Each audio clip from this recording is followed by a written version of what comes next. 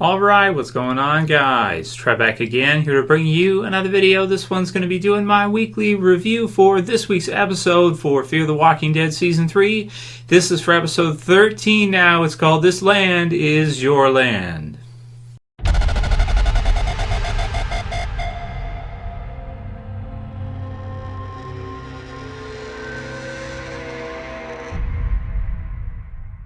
And spoiler warning, if you guys have not seen this episode yet, you definitely want to watch it before you watch my review.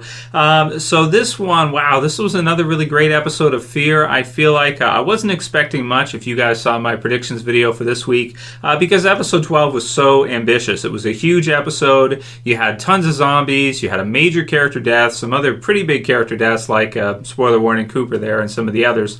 And it just had so much in it and just so much changed, and the pacing has been so fast. I really wasn't expecting to see that much in this episode. But what we did get to see was actually very impressive, because this one was really cool. It really felt like a horror movie, a horror genre type of episode. And sometimes with Walking Dead, whether it be Fear the Walking Dead or the original series, sometimes it feels like horror, but other times it feels like drama, other times it feels like action, as we're getting into The Walking Dead Season 8 with All Out War. From the commercials and everything, looks like we're going to see a lot of action. It's going to be very action-eccentric. This episode for Fear was really great in terms of just that kind of classic horror feel to it, and it brought us in a new kind of territory that we've never really been in The Walking Dead so far in the AMC TV series universe, which kind of reminded me of that movie they did with Norman Reedus called Air. I actually haven't seen the movie. It's from Skybound if you guys haven't seen it, but basically, the crux of the episode goes on pretty much those that are stuck in the pantry, a new problem comes up, which is that there's so many people in there and the air is not flowing through anymore, right? So you have the situation where they're going to run out of air. They're going to all basically suffocate, which, since it's in such a kind of closed-in, environment like that, it really was good for that kind of horror feel to it. I mean, there's lots of movies in this which feature this kind of thing where you're kind of enclosed in, you're trapped in maybe in a bunker or something like that, and this kind of thing comes through. But we've never really seen it done like this in the Walking Dead universe, and I really felt like they did an awesome job in this episode of that, while also mixing in, of course, the zombie threat. So you have the threat of them running out of oxygen, you have other problems that come up as a result of that. Like, okay, so you have all these people in here now. Certain ones have been bitten, right? Which, a lot of us, I didn't even really think of in the predictions video for this week. They're now in the bunker with them, or they're now in the pantry with them. So they're all kind of trapped in together. You're going to have to put down the ones that have been bitten. And then, of course, the problem comes up very quickly of them running out of air. And it just really made for a very intense, scary, and dramatic horror episode. And some of the sequences, man, were really dark. Like, you got some in here where they did a good job of kind of not making it feel like just some kind of action movie where characters are just being killed off left, right, and center, and there's no emotion there. Like, it doesn't mean anything. Like, you have certain characters being killed, and who cares, because they're just, red shirts. In this one, they did a really good job. Like, you have the one gentleman right off the bat who's asking where his wife is, and he's kind of looking around for it. He's really sad. And I thought that everybody in this episode did a really, really good, all of the extras or all the cast did a great job of really making you feel like, okay, these are real people, and they all have their own stories. They all have their own journey.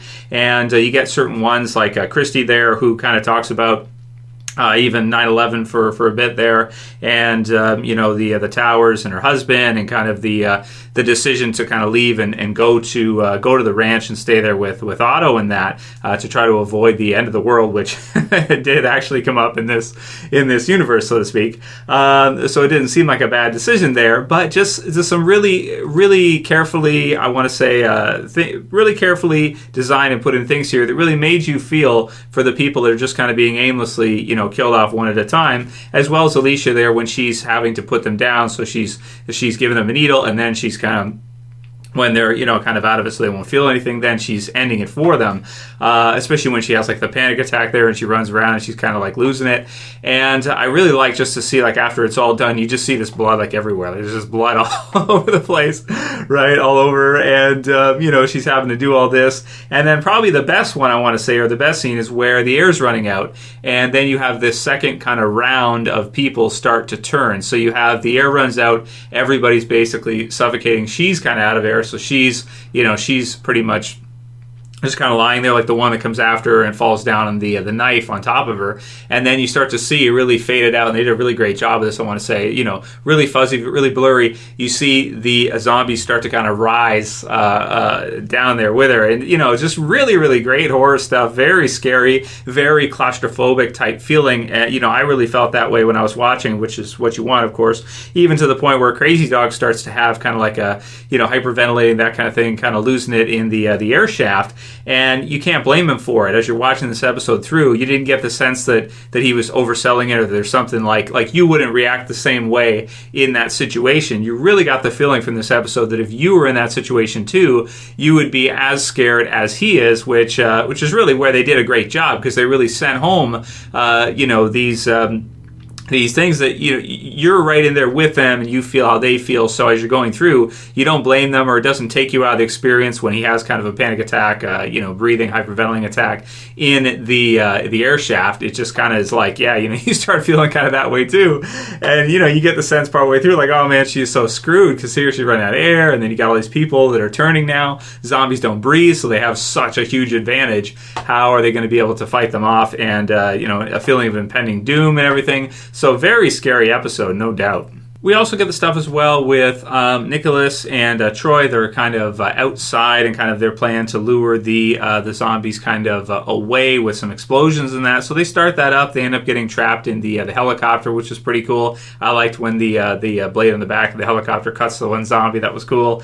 And eventually at the end, of course, Madison and the others kind of coming through and rescuing them, which I thought was really planned out well and handled really good, because you wouldn't think, as you're watching it through, that Madison would kind of show up there, because if you don't remember, like, it's been a couple episodes since we saw them, so it's kind of like they come back out of nowhere, and it's kind of like a nice little twist. It's like, oh yeah, that's right, she was heading back here, right? So now it's like the time syncs up. She gets back, I want to say not in the nick of time. She probably could have gotten there earlier, with all the other stuff that was going on, but she gets there at a good time and is able to help Alycia kind of get out of there, while Alycia puts Christy down in the process.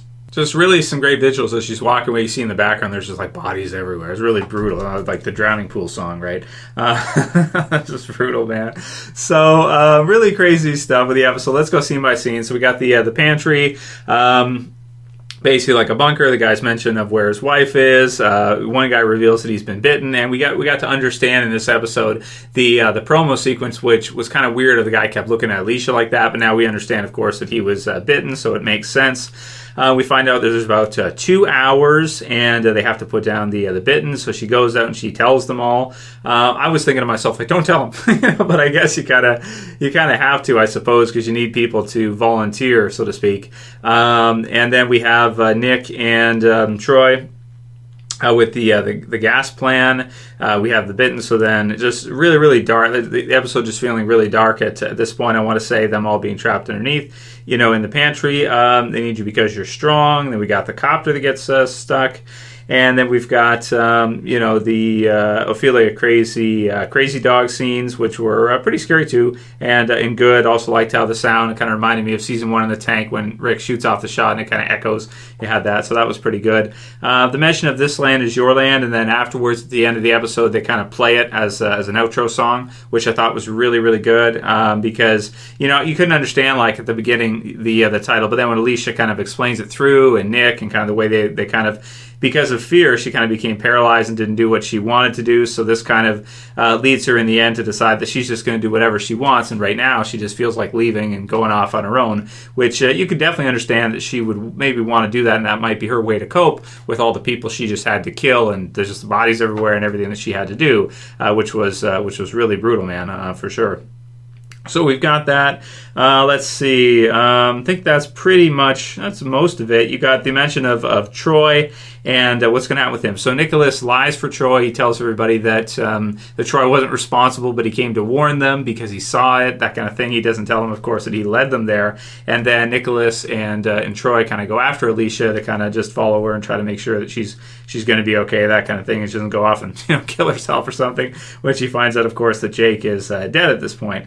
Wow. So yeah, I think that's most of the episode, really. In terms of score, I'm gonna give this one a 9.4, man. I thought that in terms of just the way the episode was done and everything, it was just such a good episode for fans of Alycia. I'm a much bigger fan, I think, of Alycia now. Have much more respect for the character now than I did, of course, before. Just because of what she was able to endure and go through in this episode was really something to see for sure. And just a really great horror episode that really kind of made you feel like, zombies are. Like sometimes in The Walking Dead, they kill a whole bunch of zombies and it's like no big deal. But in this one, you get to see it, fresh turned zombies in the air, losing air.